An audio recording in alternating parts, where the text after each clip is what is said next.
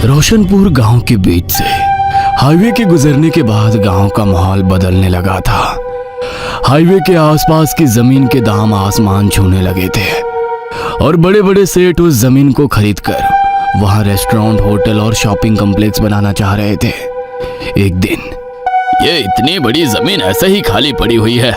मुखिया जी, किसकी है ये जमीन? हमारी बात करवाइए मालिक से। हम इस जमीन पर शॉपिंग कॉम्प्लेक्स बनाएंगे। जाने दीजिए सर, ये जमीन किसी काम की नहीं है, शापित है ये। फिर तो और भी अच्छी बात है ना। जो जमीन गांव के किसी काम की नहीं, वो हमारे काम आ जाएगी। मुखिया के मना करने के बाद भी सेठ उसकी बात नहीं मानता और सरकारी दफ्तर से एनओसी लेने के बाद वहां पर कंस्ट्रक्शन का काम शुरू करवा देता है। बिल्डिंग के बनने का लगभग 50% काम हो चुका था। साइट पर काफी सारे मजदूर काम करते थे, लेकिन जैसे ही रात हो जाती सब अपने अपने घर को लौट जाते और साइट पर बस चौकीदार राम सिंह ही बचता। रात के तकरीबन 9:30 बजे का समय था। खाना खाने के बाद राम सिंह बिल्डिंग के बाहर बैठा हुआ बीड़ी पी रहा था कि अचानक उसे महसूस हुआ कि जैसे किसी ने फूंक मारकर उसकी बीड़ी को बुझा दिया हो।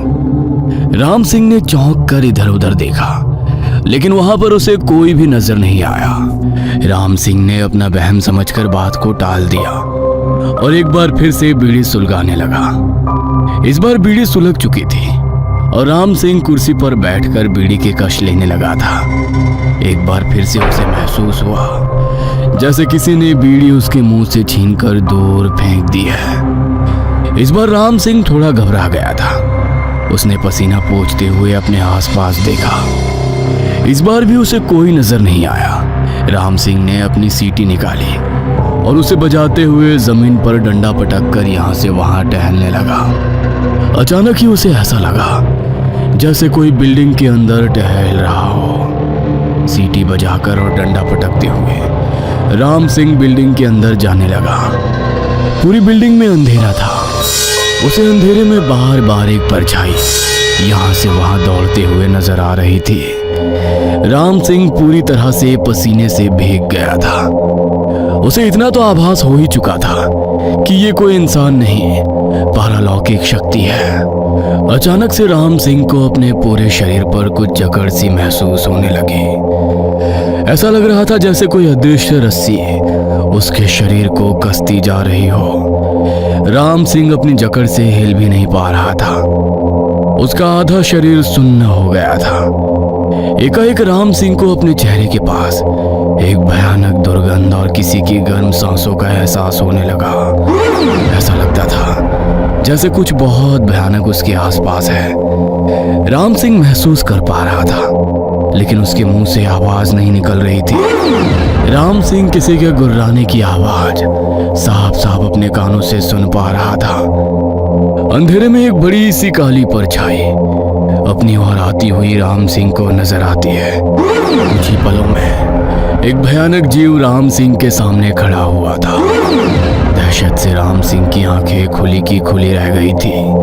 उस जीव के शरीर से कुछ जटाएं लटकी हुई थी, बिल्कुल वैसी जैसे किसी पौधे में होती है।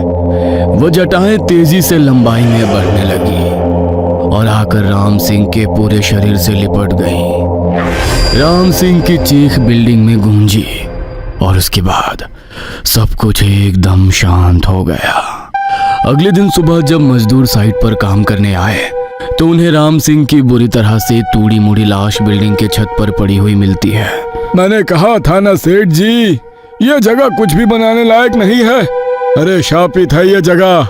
अभी भी समय है, खाली करके भाग जाइए अपनी जान बचाकर, वरना यहाँ कुछ भी हो सकता है।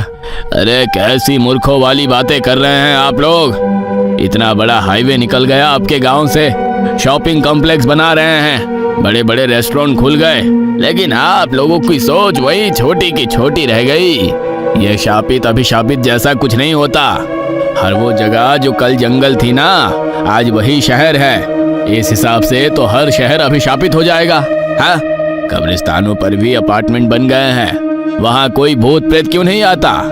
आप लोगों की अफवाह की आड़ में ही जरूर किसी ने राम सिंह की हत्या की है। ये पुलिस का काम है, पुलिस अपने आप देख लेगी।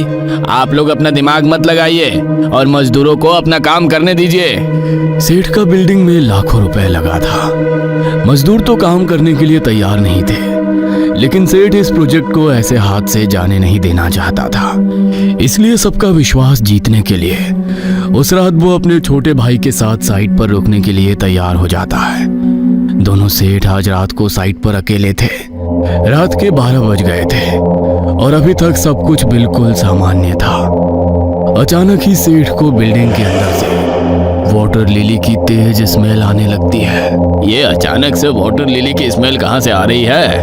वाटर लिली तो सिर्फ पानी में होता है और यहाँ तो आसपास में कहीं दूर दूर तक पानी नहीं है। मैं जरा बिल्डिंग के अंदर देखकर आता हूँ। सेठ टॉर्च लेकर बिल्डिंग के अंदर जाता है। तभी उसके छोटे भाई को बिल्डिंग के पीछे एक परछाई दौड़ती हुई नजर आती है। सेठ का छोटा भाई दबे पांव बिल्डिंग के पीछे की ओर जाने लगता है। वहां जाकर वो देखता है कि मुखिया तंत्र मंत्र का सामान और कुछ खाने की चीजें बिल्डिंग के पीछे की ओर रखकर कुछ मंत्र पढ़ रहा है। ओह, तो तू है इन सब के पीछे? तूने ही राम सिंह को मारा है ना? सच सच बता, क्या कर रहा था यहाँ पर? अरे सर, आप गलत समझ रहे हैं। मैं यहाँ तंत्र मंत्र करने नहीं, बल्कि आप लोगों को होने वाली अनहोनी से बचाने का प्रयास कर रहा था। वो वापस आ गया है, अब वो किसी को नहीं छोड़ेगा। दूसरी ओर सेठ को बिल्डिंग के अंदर जल कुंभी और काफी सारा पानी पड़ा हुआ नजर आता है। ये पौधा यहाँ कैसे आ गया? ये तो पानी में होने वाला पौधा है। अचानक से इतना सारा पानी, जरूर ये किसी की शरारत है। कौन है यहाँ? मैं कहता हूँ कौन है, सामने आओ। देखते ही देखते वही जटाओं वाला भयानक जीव अपनी लंबी सी जीभ हवा में लहराता हुआ उसके सामने आ खड़ा होता है, जिसे देखकर सेठ की चीख निकल जाती है। अगले पल सेठ के शरीर से आकर कुछ रस्सी जैसा लिपट जाता है। सेठ जमीन में गिर गया था और बुरी तरह से छटपटा रहा था। इस समय उसे ऐसा महसूस हो रहा था जैसे उसके चारों ओर पानी ही पानी हो और किसी ने कोई भारी पत्थर बांधकर उसे नदी या तालाब में फेंक दिया हो। काफी देर तक जमीन पर छटपटाने के बाद अंत में दम घुटने के कारण सेठ की मौत हो जाती है। अगले दिन जब सेठ की लाश बरामद होती है तो ये देखकर सभी लोग हैरान थे कि सेठ का पूरा शरीर फूला हुआ था, जैसे वो पानी में डूबकर मरा हो। उसके शरीर पर जल कुंभी और वाटर लिली के पत्ते भी चिपके हुए थे। भैया की मौत पानी में डूबने से हुई है। इसका मतलब किसी ने उन्हें मारने के बाद यहाँ लाकर फेंका है। जैसा आप सोच रहे हैं वैसा कुछ नहीं है सर, ये सब भूत प्रेत का चक्कर है। मेरी बात मानिए, अभी भी इस साइट पर काम रुकवा दीजिए, वरना कोई नहीं बचेगा, सब मारे जाएंगे। आपकी ही तरह एक और शहरी बाबू आए थे 10 साल पहले, उनकी एक गलती के कारण ही वो लौट कर आया है। शहर से पढ़ाई करके आए जमींदार रणविजय का पोता शैलेश आधुनिक विचारों वाला निडर इंसान था। शैलेश जब 5 साल का था तभी रणविजय ने उसे पढ़ने के लिए उसके चाचा के पास अमेरिका भेज दिया था।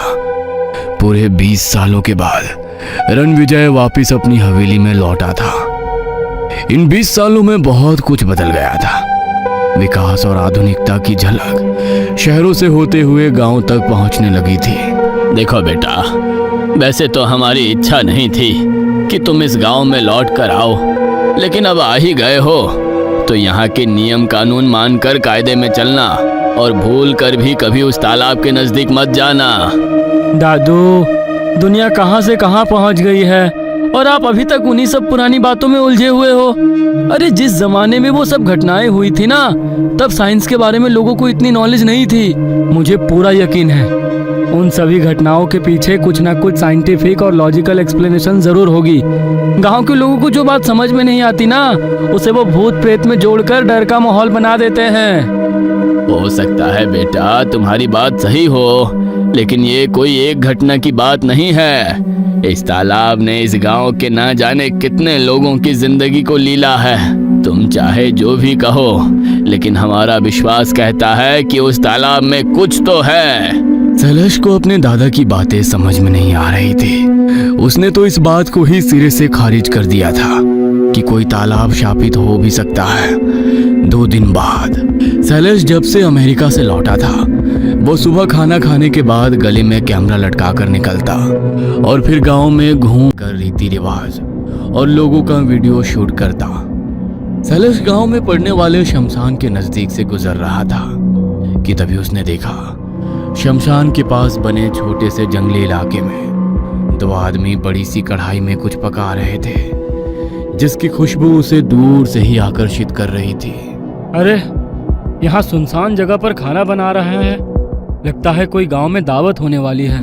खुशबू से तो ऐसा लगता है जरूर कोई पकवान बन रहा है। शैलेश उन आदमियों के पास आता है और उनसे सवाल करने लगता है। क्या पका रहे हो आप लोग इस कढ़ाई में? अरे वाह, यहाँ पर तो मोतीचूर लड्डू की भीड़ लगी हुई है। आपको पता है ये मोतीचूर के लड्डू और जलेबी मेरी फेवरेट है। शैलेश लगातार बोलता जा रहा था, लेकिन वो आदमी बिना कुछ कहे चुपचाप अपना काम कर रहे थे। अचानक शैलेश वहां से एक लड्डू उठाकर अपने मुंह में डाल लेता है। शैलेश की ऐसी हरकत को देख खाना बना रहे दोनों आदमियों के हाथ अचानक से रुक जाते हैं। ये क्या किया आपने? अगर गांव के रीति रिवाज रस्मों के बारे में जानकारी नहीं है ना, तो हर चीज में अपनी नाक घुसानी जरूरी है क्या?